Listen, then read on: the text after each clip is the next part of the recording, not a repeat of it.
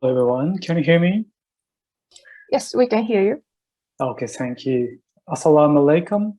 Selamat siang, konnichiwa.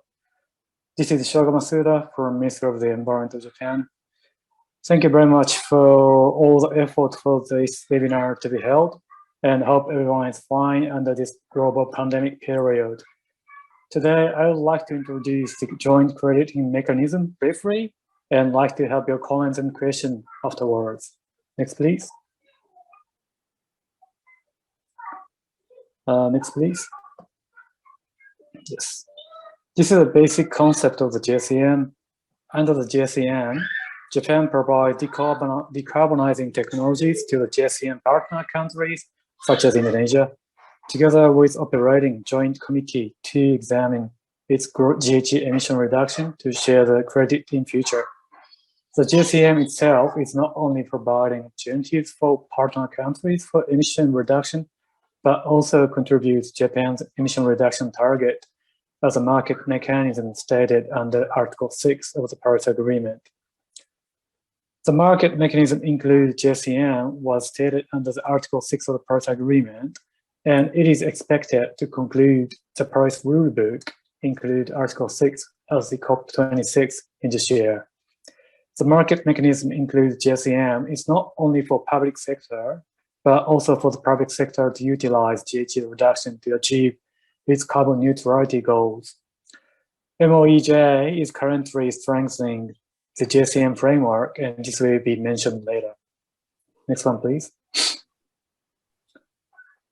This slide is a JCM project's distribution map in the worldwide. It is estimated to be approximately 200 projects to be made within this year, and a total cumulative GHG reduction by 2030 will be around 20 million tons of CO2. Indonesia is one of the most oldest and largest JCM partners since 2013. There are 40 JCM projects at this time and expecting growing more and more, fortunately. Next one, please. For your better understanding, these are some of the concrete examples made under JCM in Indonesia.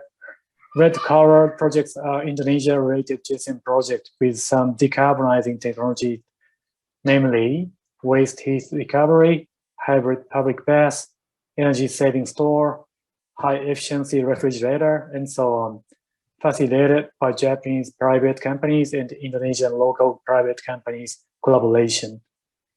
Next one, please. The major decarbonizing technologies applied by JCM projects are renewable energy and energy efficiency. However, together with the expansion of the JCM project, there have been emerging other areas too. Next one, please. Japan declared to achieve carbon neutrality by 2050 in last year and raised its GHG reduction target in 2030 from 26% up to 46% in this April.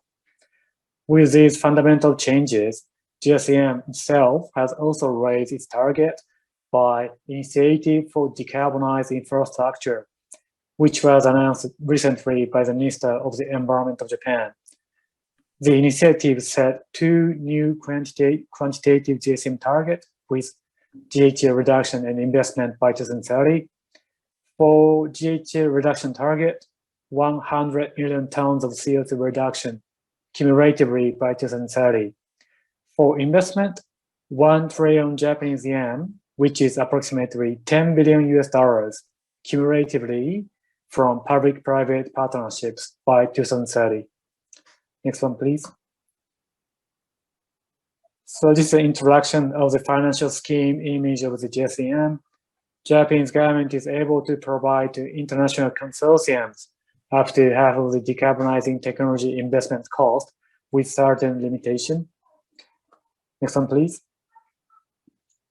And financial scheme for JCM is not only done by Japan's government, but also led by Asian Development Bank.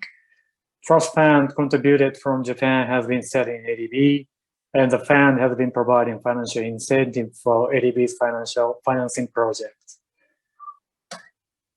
So next one, please. So this is a very brief introduction of the JCM scheme, but I hope you could have some sense of the idea of the JCM. Thank you very much for your time and looking forward to hearing comments and questions from you.